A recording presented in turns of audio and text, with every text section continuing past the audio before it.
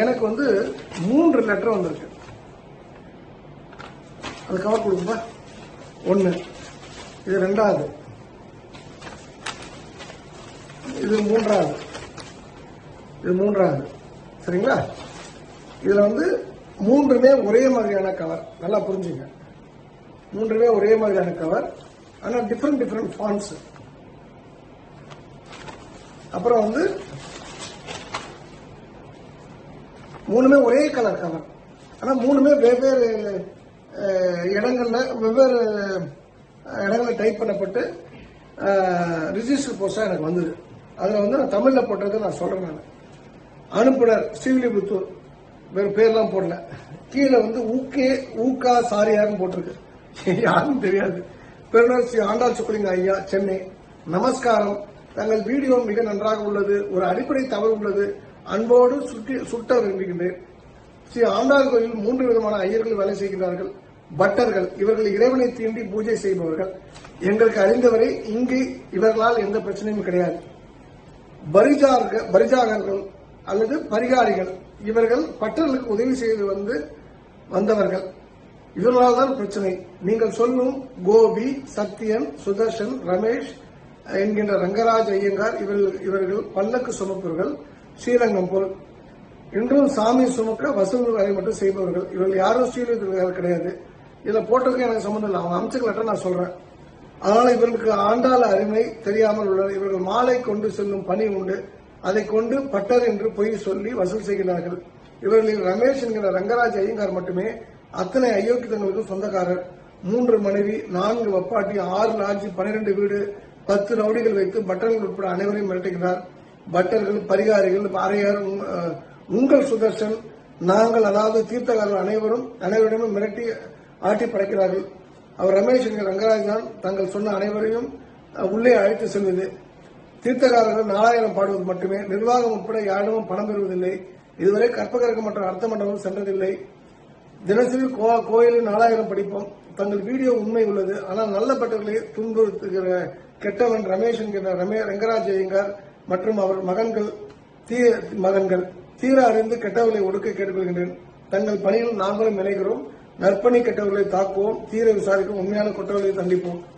இங்கிலீஷ்ல I wanted, respected Sri Andal Chokkalingji, I watched your recent video on Andal Temple. அப்படின்னு சொல்லிட்டு அது இதே விஷயத்தை போட்டிருக்காங்க. அது என்ன போட்டிருக்காங்கன்னா,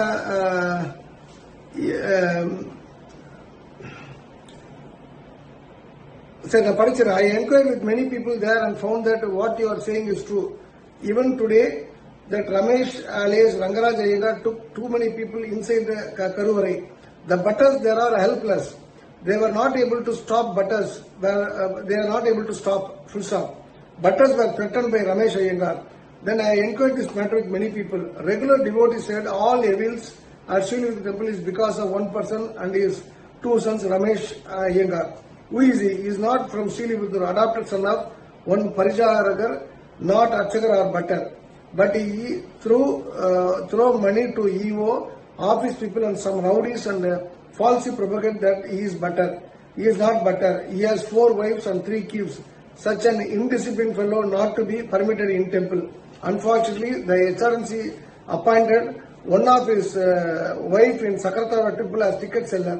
Recently gifted 28 lakh rupees worth house to his new wife. How can a person able to earn this many crores in temple? It is shame to all people working at temple. He is the person brought Raghunathan and Appasamy to Karpagakam. With rowdies, he recently threatened one Archakar Balaji Bhattar, Araya Swami and Vedapuram Sudarshan Iyengar. Kindly inquire thoroughly, focus on culprit. On my investigation, Ramesh alias Rangaraj Iyengar is every day collecting all money and sending people inside. I believe that as an honest person, you will identify the real culprit and take action. Final question. Here are Archakars, Arayas, Tirthakaral and others afraid of his. Why you are afraid not telling his name? He only bringing and collecting money from all. Lot of atrocities. Humble request in the name of Andal. Kindly inquire. Expecting good correction this week. Another letter. Your video about temple is excellent, but target fellow is not right. All Brahmins working in Andal temple are not butters. அப்படின்னு சொல்லிட்டு அந்த ஏற்கனவே சொன்ன விஷயத்த சொல்லியிருக்காங்க. இது வந்து இவங்க என்ன சொல்றாங்கன்னா, ரமேஷ்னு ஒருத்தர் வந்து குற்றம் சொல்றாங்க.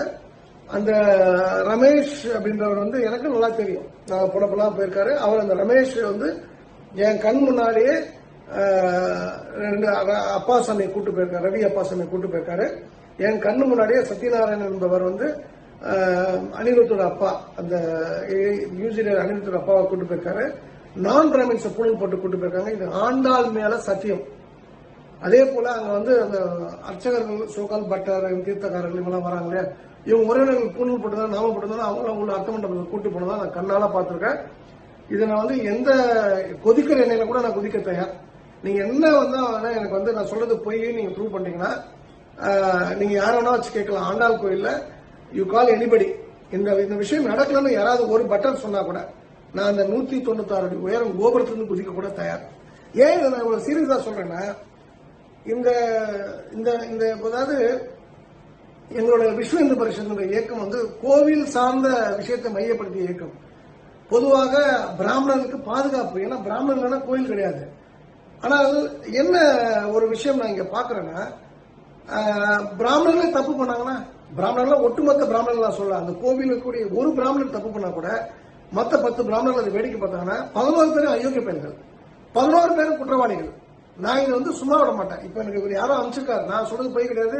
அவங்க நான் வந்து அந்த லெட்டர்லாம் வந்து கிளவுஸ் போட்டு தான் ஓபன் பண்ணேன். ஃபிங்கர் பிரிண்ட்லாம் இருக்கும். ஐ எம் ரெடி ஃபார், நீங்க ஃபிங்கர் பிரிண்ட் வந்து இது போலீஸ் கேட்டாங்கன்னா போலீஸ் கூட நான் ஹேண்டில் பண்ணுவேன். இது எழுதுறவங்களையும் நான் சாட்சி கூப்பிடலாம். பட் அந்த எக்ஸ்ட்ரீம்க்கு நான் போன அவசியம் இல்லை. ஏன் இதை சொல்றேன்னா, இதை நான் வந்து ஈஓக்கு அபிஷியலா லெட்டர் எழுத போறேன்.